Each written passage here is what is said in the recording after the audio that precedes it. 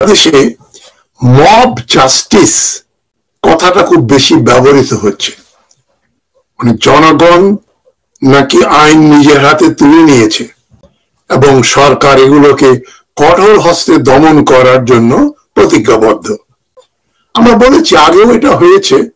এই সরকার ক্ষমতায় আসার সাথে সাথেই হাসিনা সরকারের আমলে যারা লাঞ্ছিত এবং অত্যাচারিত নিপীড়িত হয়েছিল, তারা যারা অত্যাচার করেছিল তাদের কোনো বিচার হয়নি, সুতরাং জনগণ ক্ষেপে গিয়ে তাদের অনেকের উপর হামলা করেছিল। এটা আগস্ট মাসের প্রথম দিকে এবং সেপ্টেম্বরের মাসে হয়েছিল।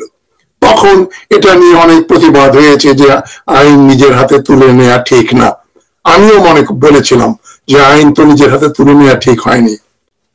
কিন্তু 10 মাসের বেশি হয়ে গেল এই কোমর ভাঙা ইউনূস সরকার, আমি কোমর ভাঙাই বলবো, এরা আইনের শাসন স্থাপন করার দিকে কোনো নজর দেয়নি।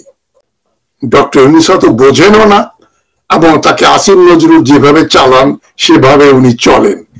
আইনের শাসন কি জিনিস, দ্য রুল অফ ল কি জিনিস, এটা ডক্টর ইউনূস বুঝলে এতদিনে আমরা আইনের শাসনের প্রয়োগ দেখতাম। কারণ তারা হাজার হাজার মানুষ হত্যা করেছে, লুণ্ঠন করেছে, ধর্ষণ করেছে, তাদেরকে দেশ ত্যাগে বাধ্য করেছে, তাদেরকে গুম করে দিয়েছে। এই সমস্ত অপরাধীদের এই ইউনূস সরকার কোনো বিচার করেননি। তাদের এখনো কোনো বিচার হয়নি 10 মাস। এটাকে একটা বিপ্লবী সরকার বা গণ অভ্যুত্থানের পরের সরকারের তো 2 সপ্তাহের ভেতরেই কয়েক শত লোকের বিচার করে ফেলার কথা ছিল। তো আইন যখন তার নিজের গতিতে চলে না, তখন জনগণ নিজের হাতে আইন তুলে নেয়। কিন্তু বাংলাদেশে যেটাকে এখন মব জাস্টিস বলা হচ্ছে, এখন মব জাস্টিস বা জনরোষের বিচার এবং প্রতিকার,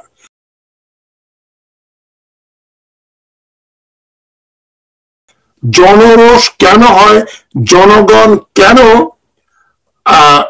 আইন তাদের হাতে তুলে নেয়, আজকের ভিডিওতে আমরা একটা অত্যন্ত গুরুত্বপূর্ণ এবং স্পর্শকাতর বিষয় নিয়ে আলোচনা করব, মব জাস্টিস, গণপিটুনি। এখন এই ইদানিং তো কোনো গণপিটুনি হয় নাই। নুরুল হুদার গণপিটুনি হলে তো হাত পা ভেঙে যেত, যেটা 1969 সালের আইয়ুব খান বিরোধী যে আন্দোলন হয়েছিল মৌলানা ভাসানীর দাবিতে, জ্বালাও জ্বালাও আগুন জ্বালাও, তখন যে আইয়ুব খানের সমর্থকদের যেভাবে লোকজন গরুর খুঁটা দিয়ে চোখ দিল, সেটা হচ্ছে গণপিটুনি এবং মব জাস্টিস। সেরকম কোন ঘটনা কিন্তু বাংলাদেশের জনসাধারণ এখনো করেনি। তবে কেউ গ্যারান্টি দিতে পারে না যে ধরনের ঘটনা ঘটবে না। আপনারা হয়তো প্রায় খবরের কাগজে এবং টেলিভিশনে এই ধরনের ঘটনা সম্পর্কে শুনে থাকবেন, কিন্তু মব জাস্টিস আসলে কি? সহজ ভাষায় বলতে গেলে মব জাস্টিস হলো যখন একদল মানুষ কোনো আইনি প্রক্রিয়া ছাড়াই নিজেদের হাতে আইন তুলে নেয় এবং সন্দেহভাজন কোনো ব্যক্তিকে শাস্তি দেয়। হাবিবুল আউয়াল এবং নুরুল হুদা তো সন্দেহভাজন ব্যক্তি না, এরা প্রত্যক্ষভাবে জোট চুরি করে রাতের ভোট আয়োজন করেছিল 2018 সালে নুরুল হুদা আর হাবিবুল আউয়াল। এই যে আমরা আর মামারা, এই পাতানো নির্বাচন, যিনি আওয়ামী লীগের একজন আবার বিরোধী দলের ক্যান্ডিডেট, তিনিও আওয়ামী লীগের, এই যে আমরা আর মামুরা, এই ব্যবস্থা যে করবে এই কুখ্যাত হাবিবুল আউয়াল একজন কুখ্যাত আসামি। মব জাস্টিস কি? শারীরিক আঘাত থেকে শুরু করে মৃত্যু পর্যন্ত ঘটতে পারে, মেরে ফেলা হয়। একটাকে তো মারেনি, এই শয়তানের বাচ্চা সবগুলোই কিন্তু বহাল তবিয়তে ঘুরে বেড়াচ্ছে। আরে ডক্টর ইউনূস, আপনার কত রঙ দেখাবেন? আপনার আদালত, এই যে ওসি প্রদীপ চট্টগ্রামের, কত আমরা শুনলাম ওসি প্রদীপ খুন করেছে মেজর রিটায়ার্ড সিনহাকে, সে ওসি প্রদীপের ফাঁসি হয়েছে সবাই জানে।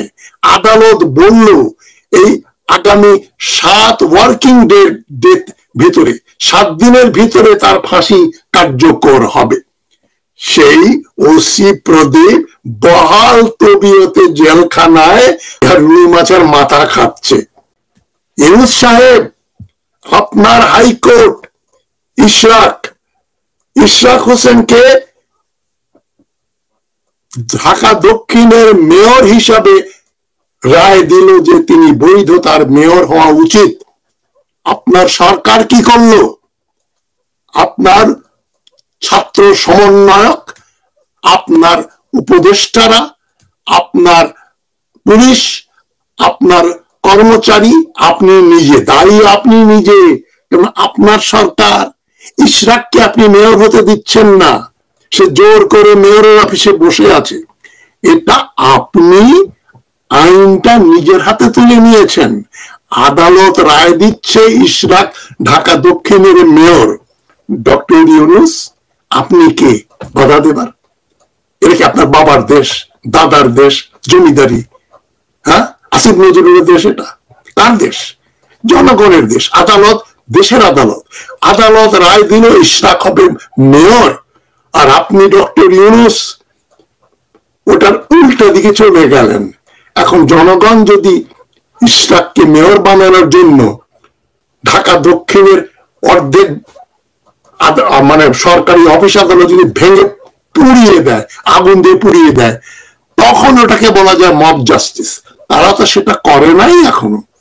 আপনাকে সম্মান করছে, তারা আইনকে সম্মান করে, আইন অমান্য না করে তারা আন্দোলন করে যাচ্ছে। আর আপনার সরকার ন্যাক্কারজনক ভাবে আদালত অবমাননা করে বিভিন্ন অজুহাতে আপনারা ইশরাককে মেয়র হতে দিচ্ছেন না। তো এখন এই যে আপনি আইন ভাঙছেন আপনি, আর জনগণ প্রতিবাদ করলে বলা হচ্ছে এইটা মব জাস্টিস, আইন নিজের হাতে তুলে নেবেন না। আর ডক্টর ইউনূস, আপনি আইন নিজের হাতে তুলে নিয়েছেন বেআইনি ভাবে। আপনি আইনের অবমাননা করেছেন, আদালতের অবমাননা করেছেন, এই জন্য আপনার শাস্তি প্রাপ্ত। আপনার বিচার হওয়া উচিত। যারা আমার অনুষ্ঠান দেখছেন তারা কি বলেন আমাকে জানাবেন। মব জাস্টিসের পেছনে কেন, জনরোষ কেন হয়? মব জাস্টিসের পেছনে কিছু কারণ থাকে, আমরা দেখি। কারণগুলো কি? আইনের প্রতি আস্থাহীনতা নাম্বার 1। যে আইন দেশে আছে, পুলিশ ধরবে, ঘুষ খাবে, ছেড়ে দেবে, আদালতে যাবে, বিচারক পয়সা খেয়ে ছেড়ে দেবে। আপনারা জানেন, আমরা জানি, সবাই জানি, কমপক্ষে 90% বিচারক একেবারে নিম্ন আদালত থেকে সুপ্রিম কোর্ট পর্যন্ত নীতিহীন। তারা পয়সা খেয়ে ছেড়ে দেয়। আদালতের মুহুরি পেয়েও হাজার হাজার কোটি টাকার মালিক হয় কি করে? যদি ঘুষ না খায়। তো যখন মানুষ মনে করে প্রচলিত বিচার ব্যবস্থা ধীর গতিতে চলে বা অপরাধীদের সঠিক শাস্তি দিতে ব্যর্থ, তখন তারা নিজেদের হাতে আইন তুলে নিতে উৎসাহিত হয়। দ্রুত বিচার পাওয়ার আকাঙ্ক্ষা আছে মানুষের। এত কষ্ট করেছে, এত হাজার লোক মারা গেল, আর আপনি মনে করেন আপনি বিনা মেহনতে প্রধান উপদেষ্টা হয়ে গেলেন, আপনি মনে করেন যা হওয়ার তা হয়ে গেছে, ভুলে যান। আপনি আওয়ামী লীগকে নিষিদ্ধ করার দাবি উঠেছে, আপনি খুবই শুভঙ্করের ফাঁকি দিয়ে আপনি বেআইনি ভাবে আওয়ামী লীগকে এখনো টিকিয়ে রেখেছেন ডক্টর ইউনূস। এই অপরাধ অমার্জনীয়। আপনি বলেছেন আওয়ামীদের বিচার হচ্ছে, বিচারের আগে তাদের রাজনৈতিক অ্যাক্টিভিটিস করতে দেব না। কি সহজ কথা, ছাত্র জনতা মেনে নিল। তারা আপনাকে এখনো বিশ্বাস করে, সম্মান করে। আমি আপনাকে আদৌ বিশ্বাস করি না। আপনি বিপ্লব বিরোধী, একজন প্রতি বিপ্লবী। আপনি আপনার জীবনে এবং এই বাংলাদেশের ইতিহাসে 54 বছরে আপনি কোন বেআইনি কাজের বিরোধিতা করে একটা স্টেটমেন্টও দেননি। রাস্তায় নামাতো দূরের কথা, 2024-এও নামেন নাই, 1975-এও নামেন নাই, 1980-র দশকে এরশাদের বিরুদ্ধে আপনি নামেন নাই।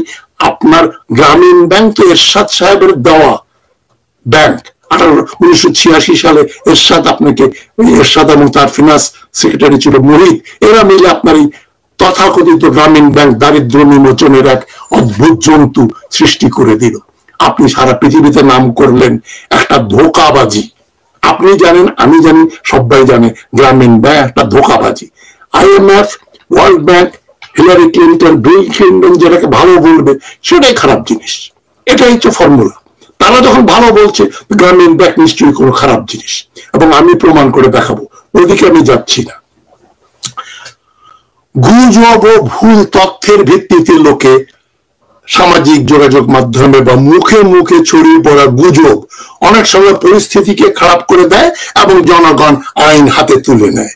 এখানে কিন্তু গুজব বা ভুল তথ্য না, নুরুল হুদা আর হাবিবুল আউয়াল আর আরেকটা ছিল যে কি ইলেকশন কমিশনার, এর আগেরটা 2008-এরটাও, এই সবগুলো চারটা নির্বাচন কমিশনের এই চারোটাই হচ্ছে মহাপরাধী, যাবজ্জীবন কারাদণ্ড দেওয়া উচিত, সমস্ত সম্পত্তি ঘটি বাটি নিলাম করে দেওয়া উচিত।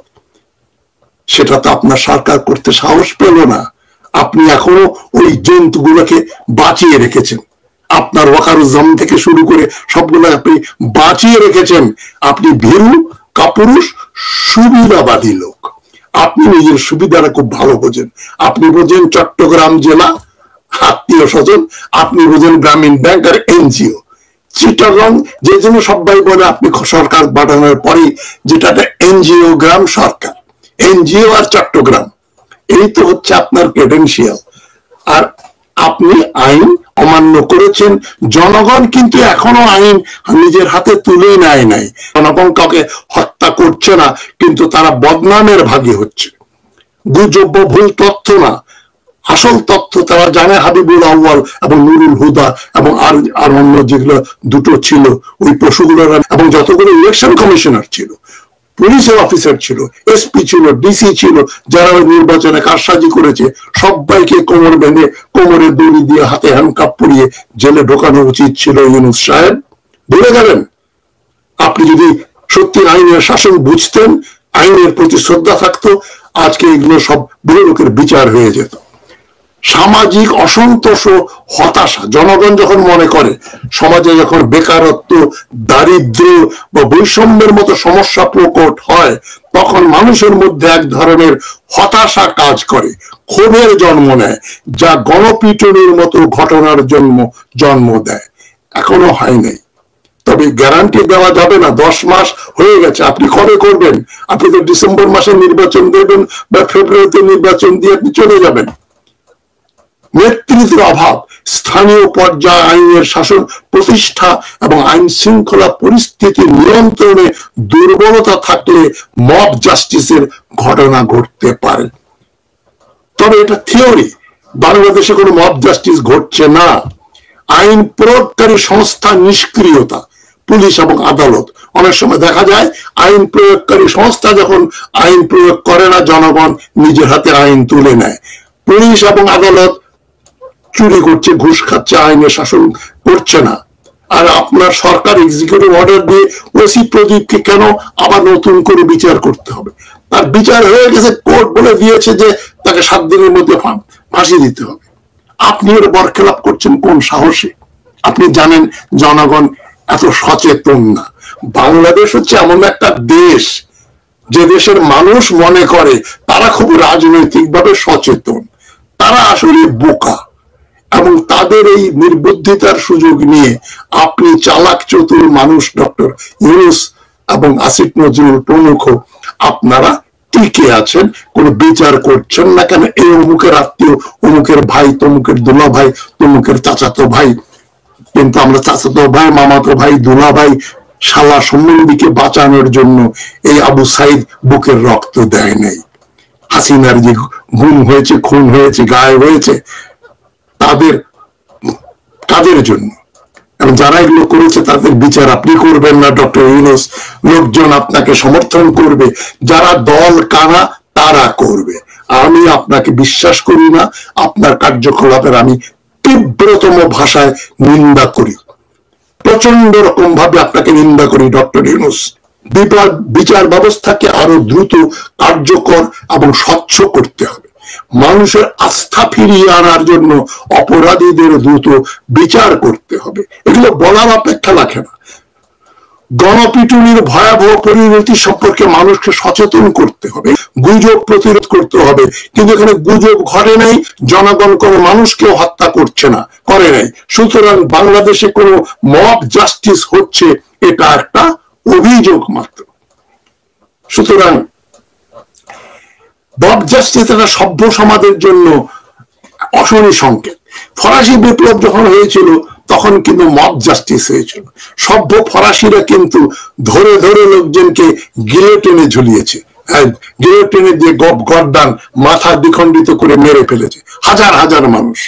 তারা কিন্তু আইন নিজের হাতে তুলে নিয়েছিল। বাংলাদেশের জনগণ এটা নেয়নি। সুতরাং আপনার যা করণীয় আপনি সেটা করতে ব্যর্থ হয়েছেন। প্রদীপকে ফাঁসি দেন, আর যেগুলো আছে সালমান রহমান থেকে শুরু করে শাহজাহান খান, হাসানুল হক ইনু, রশিদ খান মেনন, তাদের যা প্রাপ্য শাস্তি সেটা বহু আগে ঘোষণা করা ছিল। আপনি গদাই লস্করি চালে ওই বাংলাদেশের পেনাল কোড একটার পর একটা তারিখ পড়বে, ওই বিচারক নিশ্চয় টাকা খাচ্ছে আর তারিখ দিচ্ছে। এবং কোন আওয়ামী ক্রিমিনালের এখনো কোনো সাজা হয়নি। আপনার পুলিশ মুন্নি সাহাকে ধরে 24 ঘন্টা আটকে রাখতে পারল না।